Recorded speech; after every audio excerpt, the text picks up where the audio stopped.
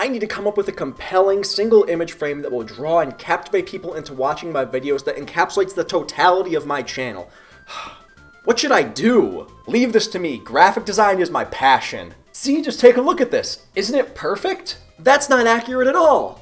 I don't have a beard. When you first think of a video game, there's usually a couple things that come to mind. The characters that you play as or interact with, the music in different areas, the actual areas you traverse through, and maybe even a specific area that still makes you want to rip your fucking hair out 20 years later, but I'm over it, I swear. But of all the things that you may think of when you hear a specific game's title, there's one that's the most important in my opinion. It's usually literally the very first thing you ever see when you boot up a game for the first time. That would be the video game title screen. At least it used to be in the past. Now a lot of games just throw you straight into the action with no warning whatsoever. How the fuck am I supposed to know how to play this without an options menu? Sonic games are never the same. Title screens are one of the most important parts of any game, yet I feel like no one ever talks about them or even cares about them for most games. That's mostly because you look at it for about 5 seconds, say, that's cool, then move on to the actual game. There's not much substance or actions as the actual gameplay. Why aren't the kids dying? A title screen sets the tone for the entire game. You need to find an image or some kind of background that will fit the theme of the game and gets players excited for the experience. Or it could be an NES game and just throw the logo on a black screen and call it a day. NES games were diagnosed with a little thing I like to call simple syndrome. Everything from the gameplay, graphics, and music were all fairly simple because of the hardware, which of course bled over into the title screens. Many NES games were based off of arcade titles, so they took inspiration from these high score based games. They did their best to make the screens as easy for anyone to understand. What do I do here? There weren't really many options to choose from. You could choose between 1 or 2 players if the game supported multiplayer, usually check a high score on games that save that data, and sometimes have a way to enter a code to reach a certain part in the game. Basically, the old-fashioned way of saving your game by not actually saving your game and just cheating instead. The title screens weren't complicated, but they didn't need to be. Everything you could ever need for the game is right here, except for the controls, but if you can't figure out how to use this, then you're a lost cause. Some NES games didn't use the black screen and instead used an image from the game like Super Mario Bros. This is simple, but it makes the title screen feel more unique and special to the game. Things didn't need to be all moving around in your face to get the point across that this is a Mario game. And then the Super Nintendo happened. Super Mario World. Great game, right? Continued the trend of amazing 2D side-scrolling Mario platformers with a bright and vibrant art style. It truly is one of the greatest games of all time and did something very unique. It played a pre-recorded video in the background of the title screen. Witchcraft! This is one of the coolest things to ever see. A title screen that actually had action going on in it. It wasn't just a still or a very simple image. We got to see an entire level of the game being played and show off some of the new gameplay mechanics like the addition of Yoshi. This gets you much more excited to play the game instead of a simple title screen where you select your save file. If the whole title screen looked like this instead of the level demo, it would be super lame and boring. But this made the game stand out and captivate new players. It's too bad you couldn't actually play the level in the title screen, but maybe that would be asking too much to actually make the title screen interactive. It's me, Mario! I'm home. I have said this before, but this is one of my favorite title screens of all time. With Mario 64 being the first fully 3D Mario game, making the title screen essentially a little tech demo to show off the 3D capabilities was a brilliant idea. You can spin Mario around, stretch his face out, it's basically an entire minigame right here before the actual game starts. I wonder if this is where they got the idea for Facelift in Mario Party from. Throw in the incredible Happy Mario music and it's easy to see why this is one of the most iconic title screens of all time. They even added to the interactivity with their next 3D Mario game with Mario Sunshine's title screen. Mario Sunshine allowed you to actually control Mario and run and jump to select different options in the menu. This is one of the coolest menus I've ever seen and is such a fun touch that adds to the experience. They didn't have to make the menu like this and no one would have cared if it was more simple, but they wanted to make their game stand out and make it more enjoyable to the player. And before you say that this is technically the title screen, go f*** yourself and let me enjoy things. With the fun playable screens in Mario 64 and Sunshine, I can't wait to see what their next 3D Mario game has in store for us.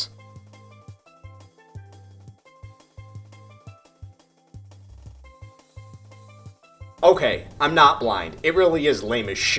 This is the most depressing and biggest downgrade I've ever seen between title screens. The actual title screen itself isn't much different from Mario Sunshine, with Mario saying the name of the game with a starry background because, get this, the game is in space. No fucking way! Mario Galaxy 2 is basically the exact same as Mario Galaxy 1, just with a more blue sky and cloudy background. And I like the idea of being able to select a planet or moon, I don't know which of these technically are, for your save file in Galaxy because it fits the vibe perfectly. But come on, why can't I fly as Mario between planets or something to choose my save file? Would that be too much to ask for? Probably, since they barely let you actually fly in the game itself. Title screens don't need to be interactive though. A simple image or background with the right music can be exactly what's perfect for a specific game. Just take a look at Xenoblade Chronicles title screen. This is my favorite title screen music of all time, and putting it over an image of the Monado stuck in the ground while it turns from day to evening and then night was the perfect choice for this game. It gives you a sense of wonder of what the world has in store for you, and listening to the music on the title screen after you complete the game, you get a new title screen of all of your companions relaxing and having fun together, which just makes you emotional about the journey you all had together. When a song can give you goosebumps from the very first note, you know you did a good job. And then there's Xenoblade Chronicles 2.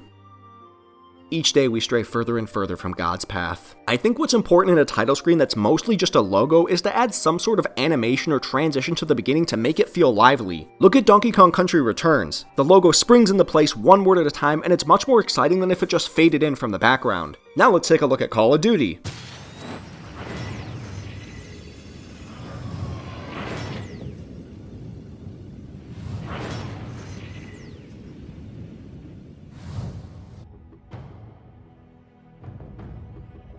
Why were the developers' names more exciting? Modern Warfare 3's title screen works. I mean, it's a guy holding a gun in a first-person shooter, can't get much more straightforward than that. But the way it just blips into existence rubs me the wrong way. And the worst part is, every Call of Duty is like this. How am I supposed to get amped up to shoot someone with a boring-ass JPEG staring back at me? Wait, I live in America, never mind. But if you're looking for a shooter game with a good title screen, look no further than Halo. This is a simple title screen that hits all of the boxes. Moving and not a still image? Check. Relates to the whole game and gets you wanting more? Check. Great music? Check, check, check, check, check, check, check. For the first game and a console-exclusive franchise for that developer's first console, my gosh did it set the standard. That's something Halo is always able to nail. The title screens for every game are good, with some even being great. But in all honesty, none of them ever come close to the original. It's just perfect. One series that never deviates too much from their formula of title screens is Pokemon. The vast majority of the time, it's simply an animated version of the legendary on the game's box art. It works and a lot of times is phenomenal. Like Heart Gold and Soul Silver have one of the best in the series, with Ho-Oh and Lugia moving around with an upbeat theme. It's amazing. Then there's Pokemon Black and White. Thanks.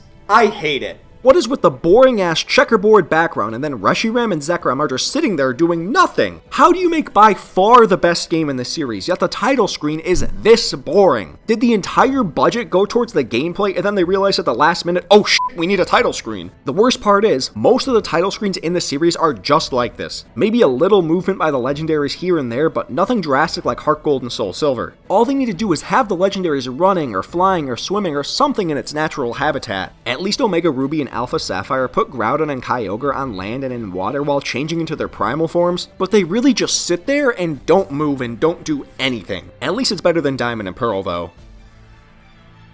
What am I looking at here? One series of games though that constantly nails every title screen is The Legend of Zelda. Even the original on the NES was unique and not just a boring black screen. Plus having the Triforce Flash made the screens feel lively. Some can be a little boring, like Minish Cap doesn't have a whole lot going on, but the majority are amazing. Especially in their 3D titles, they nail them every single time. Ocarina of Time shows Link riding across Hyrule with the music being played on the ocarina. It's perfect to show the vastness of the world with a song that sets the serious tone of the game. Majora's Mask is a little more basic with just showing a logo in front of the moon, but considering the entire game revolves around the moon crashing towards the ground, I think it fits well. Plus Skull Kid is right there watching the moon to show his importance to the story. Then my favorite Zelda title screen, and maybe my favorite title screen ever, Wind Waker has the logo fading over the King of Red Lions while the camera travels all over Outsa Island and a theme combining the two sages' songs from later in the game plays. This is the ultimate title screen right next to Halo for most of the same reasons. Just look at them. They're the same thing. Twilight Princess is next, which is very similar to Ocarina of Time at first while showing Link riding across Hyrule. But then the logo appears with Wolf Link howling to the sky with a sepia-toned background. Love how it makes you feel like the adventure is going to be similar but different at the same time. And then we have Skyward Sword. I will admit,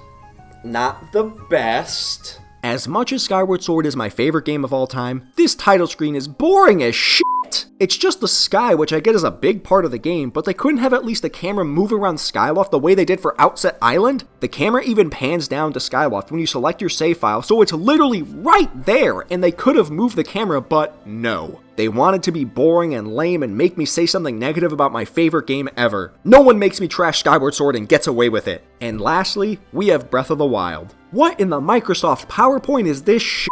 Just still images fading in and out of each other is the worst idea they could have had. If Tears of the Kingdom is even remotely similar to this, throw the whole game out. Whoa, hold on, I was joking. There are so many more title screens that I could rant about, but I'm just gonna hit on a few more key ones that I want to mention. Starting with a very simple title screen sort of in the same vein as Xenoblade, we have the Final Fantasy VII Remake. It's pretty simple at the beginning with just a logo fading over a black background, which I will admit, this is horrible. But the music in the background is just beautiful for Aerith's story, and then when you move to the next screen, it's the Buster Sword stuck in the ground just how the Monado was for Xenoblade. It's very simple without anything even moving on screen, but it gets the job done. Although I would have liked maybe some green flowing in the background to represent the life stream, it would have given more color and glow to the screen to make it not so bland. Another one of the greatest title screens ever is for Metroid Prime. The logo appearing over a background of nerves and cells with static glitching the screen all while the title theme plays sets the tone to perfection for this game. The game is all about exploring and learning more about things you don't understand, and without a doubt, this title screen prepares you for that. Unfortunately, this is probably what Metroid Prime 4's title screen is going to look like.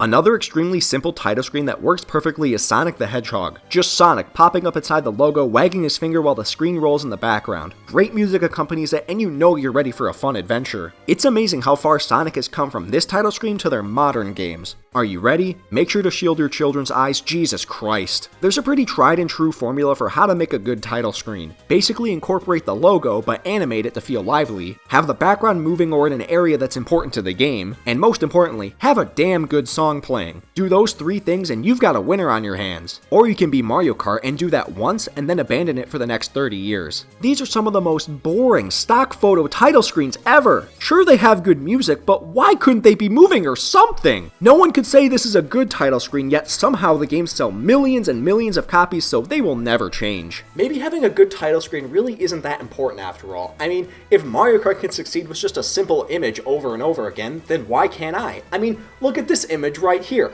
I bet this will draw everyone in. How could I possibly fail? Don't take Mario Kart's advice.